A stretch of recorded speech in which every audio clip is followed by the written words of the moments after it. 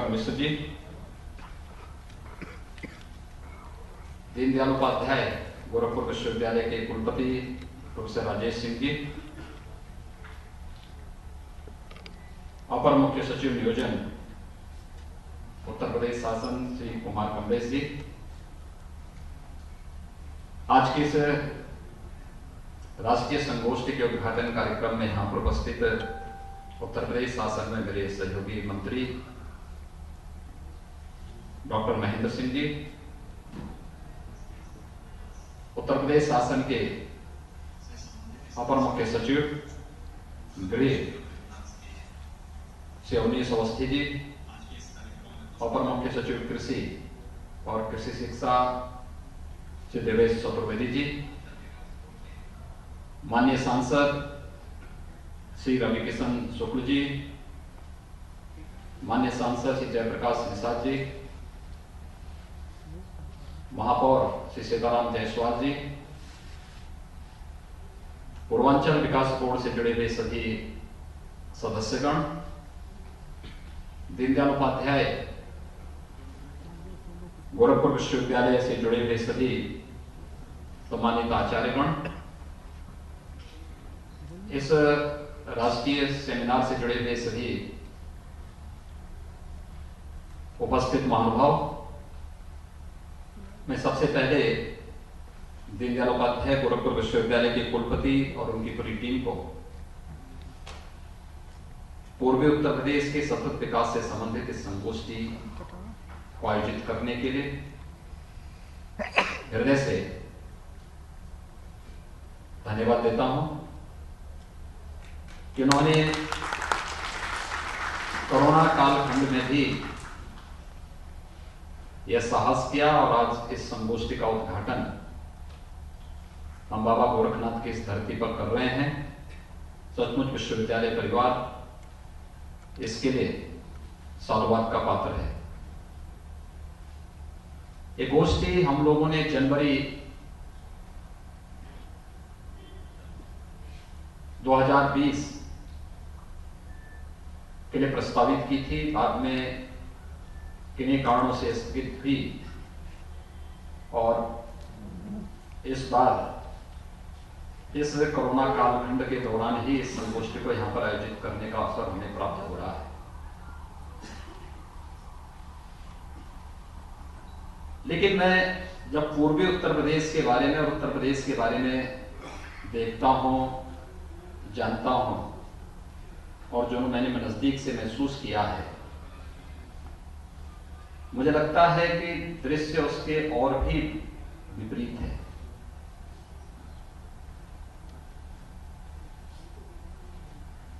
हमारी जो धारणा बनती है जिसके बारे में हम परसेप्शन व्यक्ति के बारे में, समाज के बारे में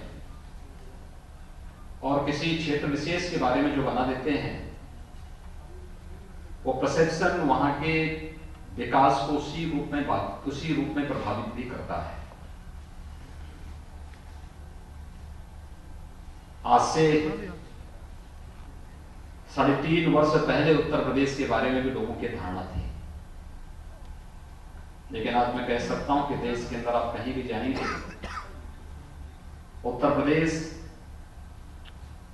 के कानून व्यवस्था के बारे में, उत्तर प्रदेश के विकास के बारे में, उत्तर प्रदेश की शासन प्रशासन की व्यवस्था के बारे में देश में भी दुनिया में भी कोई व्यक्ति प्रश्न नहीं खड़ा कर सकता। 2014 के पहले भारत के बारे में भी लोगों के मन में यही धारणा थी और ये मान्यता थी कि भारत एक पिछड़भू देश है। दुनिया के अंदर नकलची, वह यूरोप की नकल करना चाहता है, अमेरिका की नकल करना चाहता है, दुनिया के उन विकसित देशों की नकल करना चाहता है, लेकिन स्वयं अपनी ओर से कुछ करना नहीं चाहता। लेकिन आज 6 वर्षों में आपने देखा होगा भारत ने एक परसेप्शन चेंज किया है।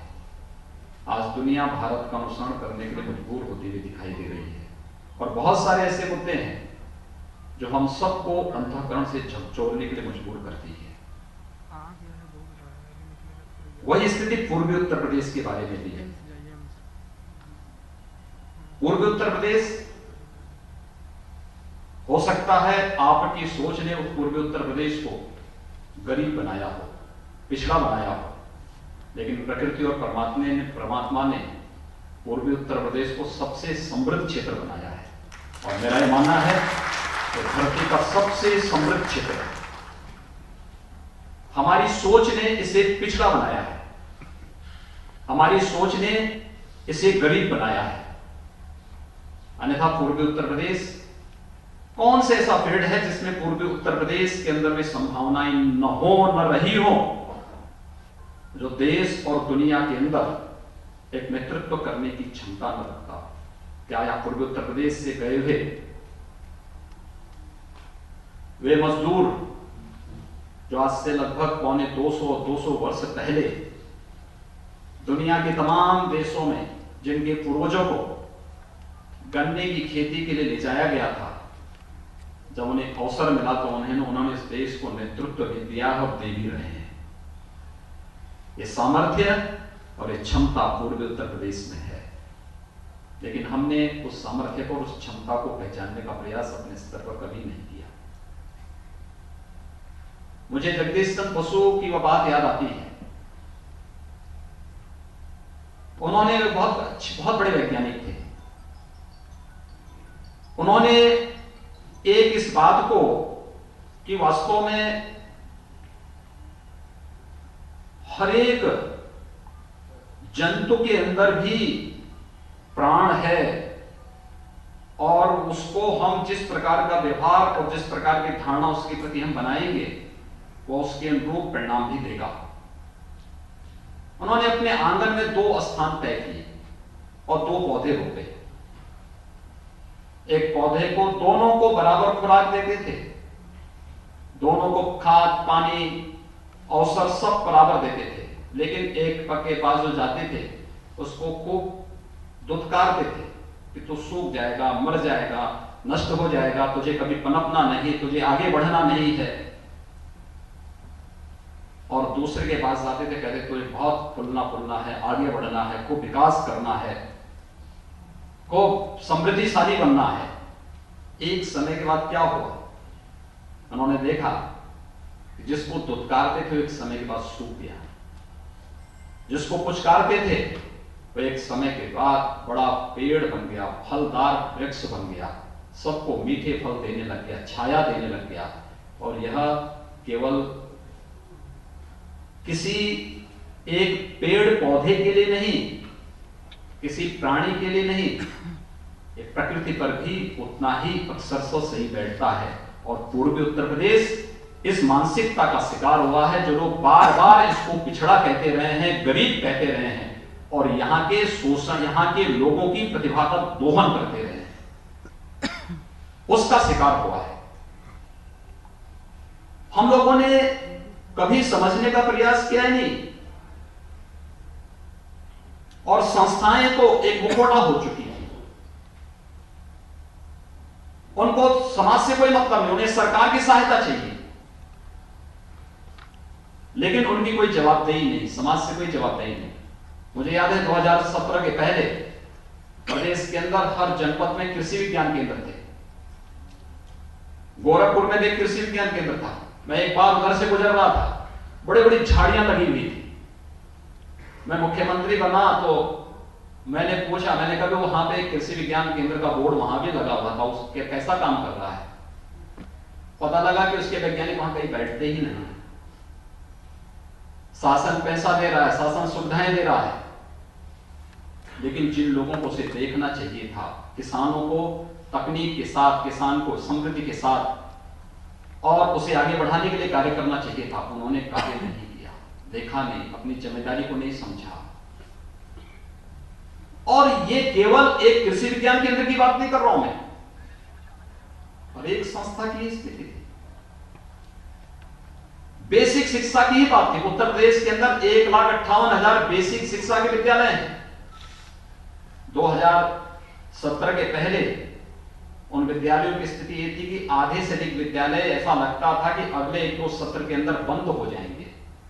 और मेरे पास ये प्रस्ताव आ रहे थे, जब मैं अलग अलग जनपदों में समीक्षा बैठकों के लिए निकला तो मेरे सामने एक प्रस्ताव आया था कि साहब विद्यालय बंद हो रहे हैं, क्या हम क्लब करके और ऐसी व्यवस्था बना सकते कि बंद कर दें, उसके बाद जो है। मैंने कहा कि बंद करोगे, आपका एक प्रस्ताव आया है तो आप अपने साथ उसके साथ अपना बीआरएस का पत्र भी मेरे पास दे देना, क्योंकि फिर आपके बोझ को हम क्यों लेके ढूंढ। लेकिन हम लोगों ने उन्हीं संस्थाओं को प्रेरित किया, उन्हीं शिक्षकों को प्रेरित किया, उन्हीं ग्राम पंचायतों को प्रेरित किया, उसी प्रशासनिक मशीनरी और उन्हीं जनप्रतिनिधियों को प्रेरित किया। और आज ऑपरेशन कायाकल्प के अंदर एक भी विद्यालय बंद नहीं हुए, बल्कि 3 वर्ष में 54 लाख बच्चे बेसिक शिक्षा परिषद के विद्यालयों में बढ़े हैं। और आज उनमें शिक्षा का जो एक नया पैटर्न देखने को मिल रहा है।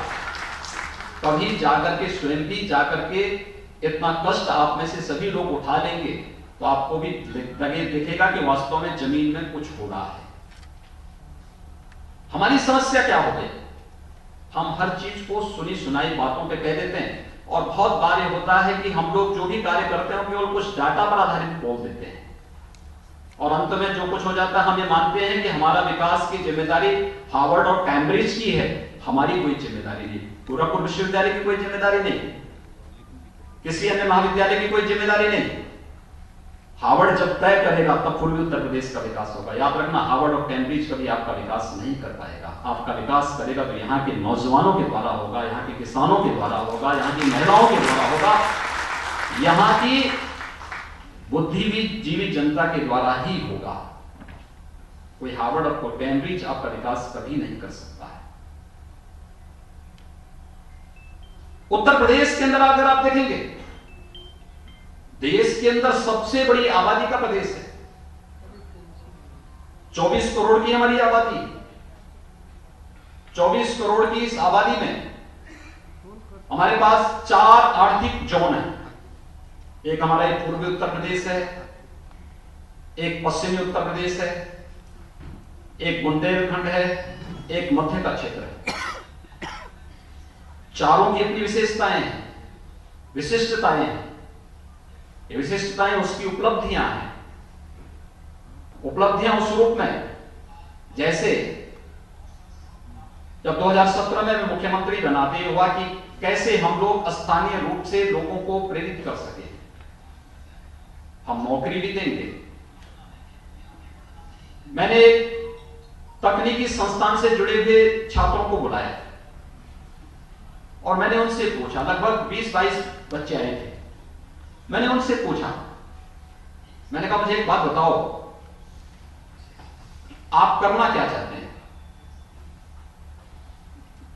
उसमें से 90% बच्चे ऐसे थे जो स्वयं का स्टार्टअप स्थापित करना चाहते थे, लेकिन उनको बैंकों से कौन जोड़ेगा, कहां से सुविधाएं मिलेंगी, शासन की कौन सी ऐसी स्कीम है जिससे वे जुड़ करके स्वयं का स्टार्टअप स्थापित कर सकते थे, इसकी कोई जानकारी उनके पास नहीं थी। तो इसके बाद जब मैंने उनके साथ शासन की विभिन्न योजनाओं से संबंधित विषयों पर चर्चा करना प्रारंभ कर दिया, तो उन्हें लगा कि नहीं, हम अपना स्टार्टअप स्थापित कर सकते हैं, हम इस कार्यक्रम को आगे बढ़ा सकते हैं। लेकिन क्या यह संस्थाओं की जिम्मेदारी नहीं थी कि शासन की सुविधाएं लेंगे, शासन की व्यवस्थाओं के साथ आप, लेकिन शासन की नीतियों और शासन के कार्यक्रमों के साथ नहीं जुड़ेंगे? कोई जानकारी नहीं।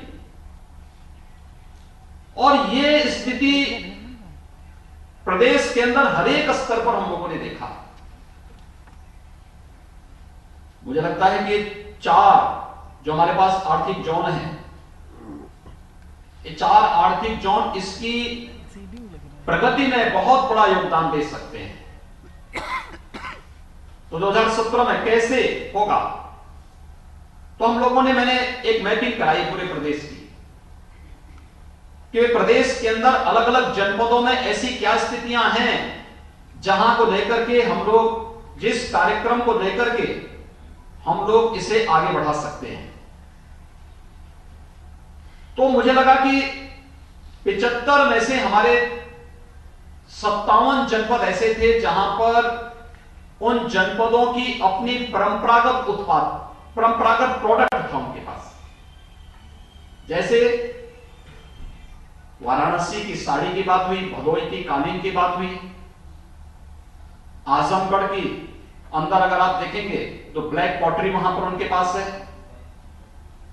अगर आप अलीगढ़ में जाएंगे, हार्डवेयर का सबसे अच्छा काम उनके पास होता है। अगर आप मुरादाबाद में जाएंगे, पीतल का बहुत अच्छा काम होता है। इत्र के लिए अगर आप देखेंगे, कन्नौज ग्लास के आइटम के लिए फिरोजाबाद। ऐसे हर एक जनपद की अपनी कुछ ना कुछ विशिष्टता थी। तो मैंने कहा 57 के बाद जो बचे हुए जनपद हैं, 18 जनपदों का क्या होगा? हमने उनको भी चिन्हित किया। मैंने कहा भी इसमें कुछ ना कुछ तो विशेषता जरूर होगी। जैसे सिद्धार्थनगर, मैंने कहा इसको काला नमक चावल के साथ जोड़ दो। मुजफ्फरनगर, हमने कहा आप गन्ना पैदा करते हैं ना, गुड़ के साथ जोड़िए। इसी प्रकार से अलग अलग जनपदों को उसके साथ जोड़ने का प्रयास हुआ और फिर हम लोगों ने नाम दिया उसको वन डिस्ट्रिक्ट वन प्रोडक्ट की। एक जनपद एक प्रोडक्ट के साथ जुड़ेगा। आप देखना कितनी लोकप्रिय, यानी मात्र 2 वर्ष के अंदर देश की सबसे लोकप्रिय स्थानीय, यानी प्रधानमंत्री जी के आत्मनिर्भर भारत का आधार आज के दिन पर जो कोई योजना बन रही है तो वन डिस्ट्रिक्ट वन प्रोडक्ट की योजना बन रही है। और मुझे लगता है किसी भी क्षेत्र के आर्थिक विकास के लिए जो सबसे बड़ी भूमिका हो सकती है, वो सबसे बड़ी भूमिका हो सकती है, वह हो सकती है स्थानीय उत्पाद की। स्थानीय स्तर पर आप जितने अधिक यूथ को वहां पे स्थानीय स्तर पर रोजगार, स्वतः रोजगार और नौकरी की संभावनाओं के साथ जोड़ सकेंगे, वह उतनी संभावनाओं को आगे बढ़ा सकता है। और यह स्थिति आपने देखा होगा उत्तर प्रदेश की वन डिस्ट्रिक्ट वन प्रोडक्ट की योजनाओं ने आगे बढ़ाया है। भारत तो प्राचीन काल से ही इस प्रकार की व्यवस्था के साथ जुड़ा रहा है। हमारा गांव स्वतः आत्मनिर्भर होकर के ग्राम स्वराज की परिकल्पना को साकार करता रहा है। आप गांवों को कभी जाकर के देखिए, अगर सामान्य चुनावी राजनीति को अलग उससे कर दें तो प्राचीन काल में किसी जाति विशेष का बाहुल्य किसी गांव में रहा होगा, लेकिन उसने अलग अलग जातियों को भी गांव में बसाया था। और बसाया इसलिए था कि कोई व्यक्ति सुरक्षा का काम करेगा, कोई व्यक्ति वहां पे शिक्षा के प्रचार प्रसार में योगदान देगा, कोई गांव में खेती बाड़ी के कार्यक्रम में योगदान देगा, कोई स्थानीय आवश्यकताओं की पूर्ति करने में योगदान देगा, किसी न किसी उसके साथ जुड़ा हुआ था। और तब फिर गांव की व्यवस्था चलती थी। पैसा नहीं था, लेकिन अनाज और खेती बाड़ी से ही सारा आदान प्रदान लोग करते थे। लेन देन का जो माध्यम बनाएगा समाज, उसके अनुरूप ये चीजें आगे बढ़ेंगी। और ये लगातार यहां पर होता था, उत्तर प्रदेश में भी होता था, देश के अंदर भी होता था। हमने उसको कभी पहचानने का प्रयास नहीं किया। हमने आधुनिकता के पीछे भाग करके इन सबको छोड़ दिया, पलायन के लिए एक रास्ता खोल दिया। और उसका परिणाम क्या हुआ कि हमारे साथ गरीब और पिछड़ेपन का एक नया ठप्पा उसके माध्यम से लगता गया। प्रदेश में 9 क्लाइमेटिक जोन है। ये 9 क्लाइमेटिक जोन हमारे लिए एक उपलब्धि है। हम उसके अनुरूप देश और दुनिया की मांग के अनुरूप उस प्रकार की बागवानी को, उस प्रकार की कृषि उपज को प्रदेश की भी और देश की भी और दुनिया की भी आवश्यकताओं की पूर्ति का उसको माध्यम बना सकते हैं। हमने उसको भी पहचानने का प्रयास नहीं किया, उसके साथ हमने अपने आप को जोड़ने का प्रयास नहीं किया। इतना सब कुछ होने के बाद, कितना प्रचुर जल संसाधन आपके पास है, कितनी उपजाऊ भूमि आपके पास है, कितनी बेहतरीन कनेक्टिविटी आपके पास है। देश को पहले वाटर वे बनना था तो प्रधानमंत्री जी ने हल्दिया से वाराणसी को ही जोड़ने के लिए बनाया, क्योंकि हमारे पास जल संसाधन की प्रचुरता, गंगा जैसी पवित्र नदी यहां पर है और उसमें जल की वर्ष भर उपलब्धता के कारण देश का पहला वाटरवे नंबर 1 यूपी के अंदर बना, यानी हल्दिया से उत्तर प्रदेश को जोड़ने के लिए बना है। यानी आज के दिन पर हम लोग कहीं ना कहीं उन सभी प्रकार की आवश्यकताओं को आगे बढ़ा सकते हैं, लेकिन सबसे पहले हमें मानसिक रूप से उसके लिए तैयार होना पड़ेगा कि नहीं, हम कर सकते हैं। और कौन सा ऐसा क्षेत्र है जो यहां पर जिसके कारण हम इसे पिछड़ा कह सकें? राम यहां पैदा हुए, बुद्ध यहां पैदा हुए, अधिकतर जैन तीर्थंकर यहां पैदा हुए, और दुनिया के अंदर आज विश्व योग दिवस के माध्यम से प्रधानमंत्री मोदी जी ने योग की प्रचार प्रसार की, जिस क्रियात्मक योग को दुनिया तक पहुंचाया है, महायोगी गोरक्षनाथ जी का वह योग दुनिया के अंदर अगर आज पहुंच रहा है तो वह भी गोरखपुर गोरखनाथ जी की साधना स्थली के रूप में है। भारत के अंदर संतों ऋषि मुनियों की परंपरा, दुनिया का सबसे बड़ा सांस्कृतिक आयोजन कुंभ भारत की धरती से गया। दुनिया का सबसे पहला सर्वश्रेष्ठ महाकाव्य रामायण यहां से रचा गया। कौन सी किस उसके लिए हम अपने को पिछड़ा मानते हैं? क्या हमने कभी उस क्षेत्र में जाकर के कार्य करने का प्रयास किया? हमने कभी उस क्षेत्र में लोगों को एक योजक के रूप में अपनी भूमिका को तलाशने का प्रयास किया? केवल हम अपने ऊपर ठप्पा लगाते गए, नहीं हम पिछड़े हैं, हम गरीब हैं, और हमने तो जगदीश चंद्र बसु ने एक सदी पहले जो खोज करके हमें बताने का प्रयास भी किया था कि नहीं भाई, तुम पिछड़े नहीं हो, तुम तो जो है देश को नेतृत्व करने की क्षमता दे सकते हो, हर एक फील्ड में नेतृत्व करने की क्षमता रखते हो। उससे भी कुछ नहीं सीखा। हमारी अकादमिक संस्थाएं हमारे पीछे ठप्पा लगाती गई ने, गरीब हैं, हम बददलित हैं, हम कुछ नहीं कर पाएंगे, और वही मानसिकता बनती गई, और उसी मानसिकता ने आज हम सबको घेर दिया है।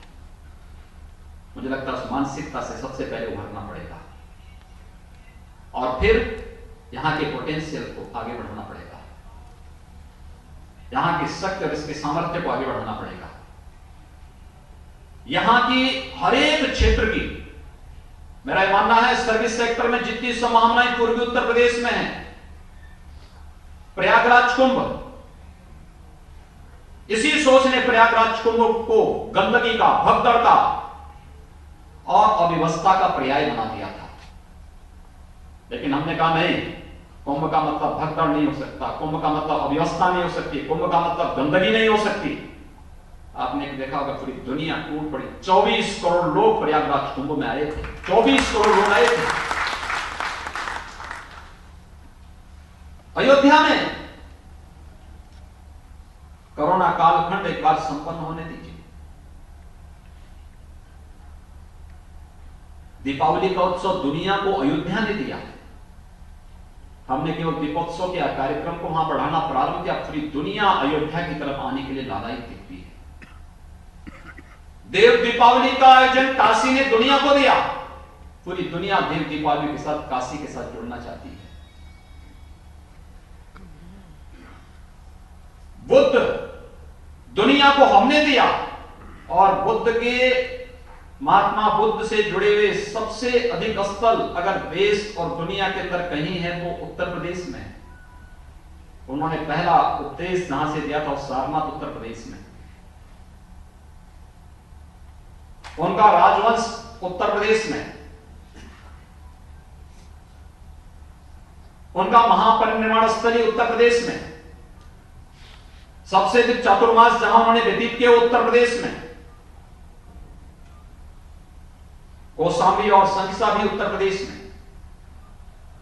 यानी 6 प्रमुख तीर्थ बौद्धों से जुड़े हुए उत्तर प्रदेश में हैं, और उसमें से 5 तो पूर्वी उत्तर प्रदेश में है। देश और दुनिया का हर प्रकार का, वह स्पिरिचुअल टूरिज्म हो, इको टूरिज्म में रुचि रखने वाला व्यक्ति हो, हेरिटेज टूरिज्म में रुचि रखने वाला हो, या फिर किसी भी प्रकार के टूरिज्म में, पूर्वी उत्तर प्रदेश में उसकी भारी संभावनाएं हैं। और ये टूरिज्म का मतलब केवल पिकनिक नहीं है, पिकनिक से महत्वपूर्ण ये रोजगार से जुड़ता है हर एक व्यक्ति का। इसमें आप टेंट गाइड भी तैयार कर सकते हैं, उनकी मांग के अनुसार, उनकी डिमांड के अनुसार उस प्रकार की सर्विस भी दे सकते हैं। किसी भी सेक्टर की अच्छे रेस्टोरेंट बन सकते हैं, अच्छे होटल बन सकते हैं, अच्छे ट्रांसपोर्ट की वहां पे सुविधा उनको उपलब्ध कराने में अपना योगदान दे सकते हैं, और भी अलग अलग फील्ड में वह ढेर सारी संभावनाएं इसमें आगे बढ़ सकती हैं। और एक कोई भी ऐसा फील्ड नहीं है जिसमें ये संभावनाएं न हो। लेकिन बुद्ध को आपने भूल ला दिया। बुद्ध ने कहा अब दीपो वह, आप स्वयं ही नहीं बनना चाहते। आपने मान लिया कि नहीं साहब हम तो गरीब हैं, हम कुछ नहीं कर सकते। हमारी संस्थाओं ने पल्ला झाड़ दिया कि हमारी जिम्मेदारी नहीं है, क्योंकि वेतन मिलना है, सुविधाएं मिलनी ही है, सब कुछ मिलना ही है, तो इसलिए हमारी कोई जिम्मेदारी नहीं है। हर एक व्यक्ति उससे तटस्थ होता गया और उसका परिणाम क्या होता गया, हम हमारे ऊपर ठप्पे पे ठप्पे लगते गए और दुनिया के वे लोग सफल होते गए जो हमें आगे नहीं बढ़ने देना चाहते थे।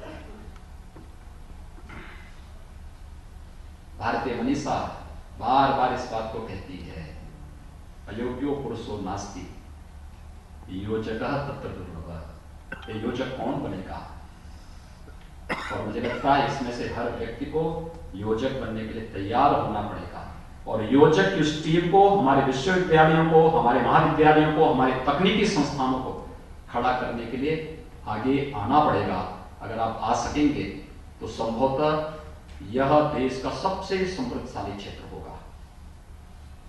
प्रधानमंत्री मोदी जी ने लुक ईस्ट और एक्ट ईस्ट की जो बात की है वैसे ही नहीं की है। सूर्योदय पूरब से ही होता है और विकास के सूर्योदय को जितनी जल्दी हम अपने साथ जोड़ सकें होगा। आज प्रदेश के अंदर भले ही हमने अपने को माना हो, लेकिन प्रदेश सरकार ने और केंद्र सरकार ने विकास की इस प्रक्रिया को जोड़ने के लिए अपने अनुसार कार्य प्रारंभ किया है। इंफ्रास्ट्रक्चर डेवलपमेंट के जो कार्यक्रम वर्तमान में हो रहे हैं, आज आप देख रहे होंगे पूर्वी उत्तर प्रदेश में पूर्वांचल एक्सप्रेसवे बन रहा है, बुंदेलखंड में बुंदेलखंड एक्सप्रेसवे बन रहा है, हम मध्य उत्तर प्रदेश में पश्चिम को मध्य होते हुए प्रयागराज तक और पूर्वी उत्तर प्रदेश को जोड़ने के लिए गंगा एक्सप्रेसवे बना रहे हैं। पूर्वांचल एक्सप्रेसवे का, गोरखपुर लेक एक्सप्रेसवे का निर्माण कार्य युद्ध स्तर पर आगे बढ़ रहा है। एयर कनेक्टिविटी इतनी बेहतरीन हो रही है।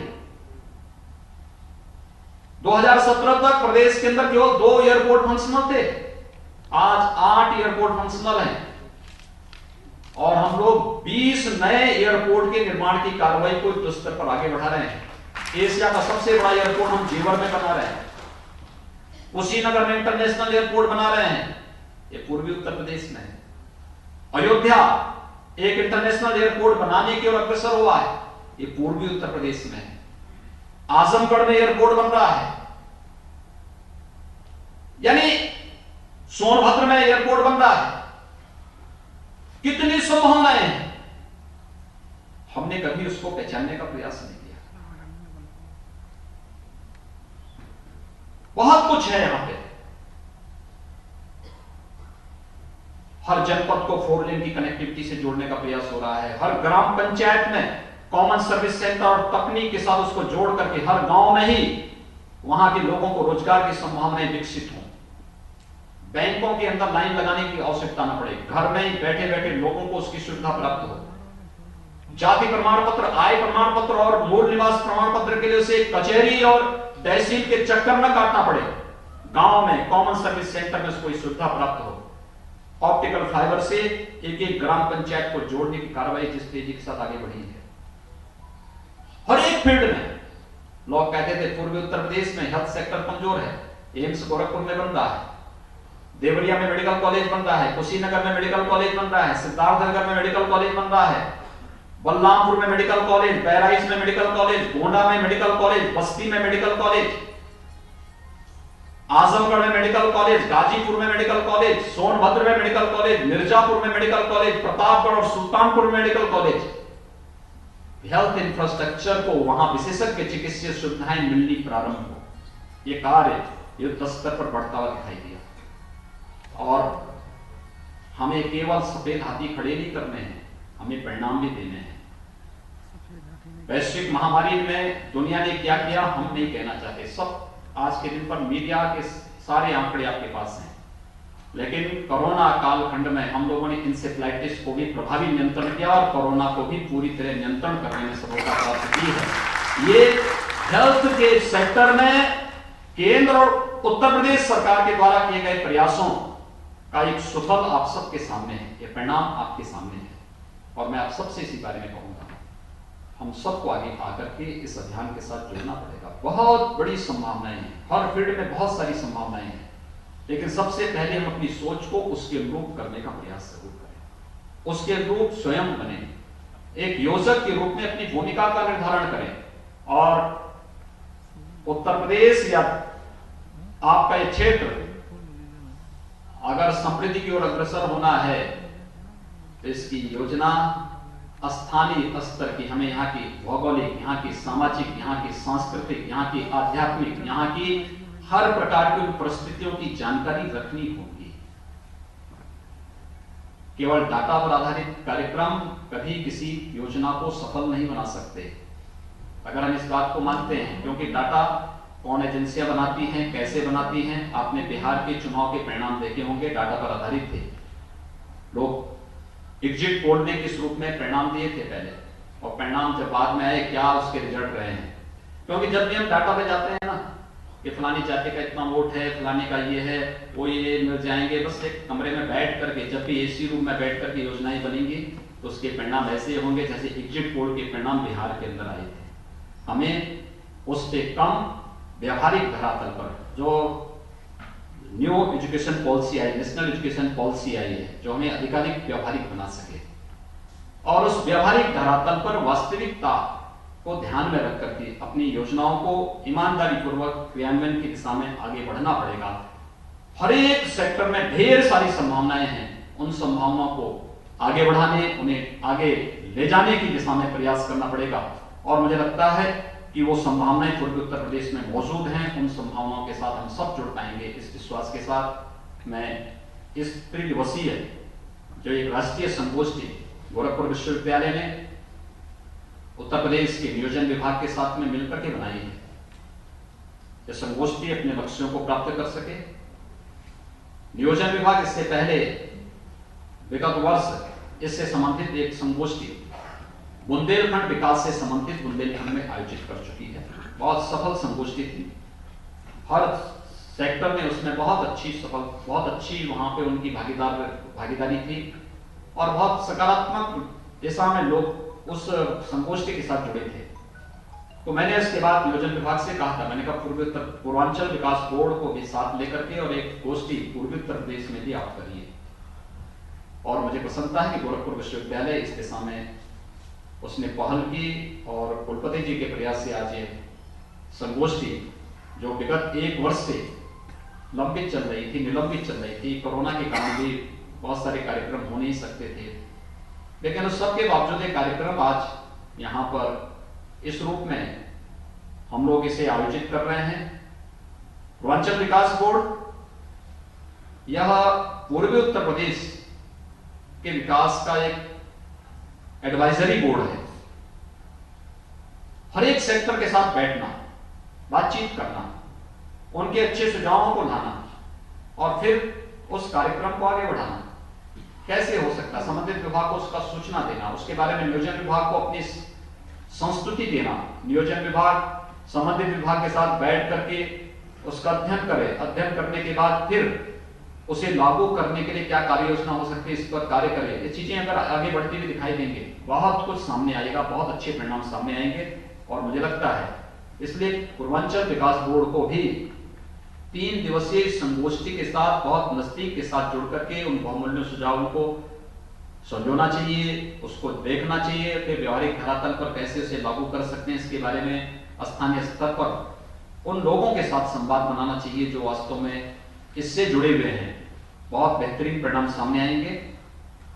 मैं इस बात को मान के चलता हूं कि जो भारतीय मनीषा बार बार कहती रही है कि अयोग्यो पुरुषो नास्ति, जब पुरुष अयोग्य नहीं है तो फिर प्रकृति और परमात्मा की इस कृपा से हम सबको आगे बढ़ना चाहिए और वो संभावनाएं मौजूद हैं।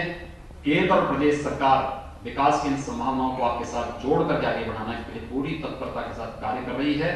हम इन संभावनाओं को आगे बढ़ा करके इस पूर्वी उत्तर प्रदेश के विकास को आगे बढ़ाते हैं।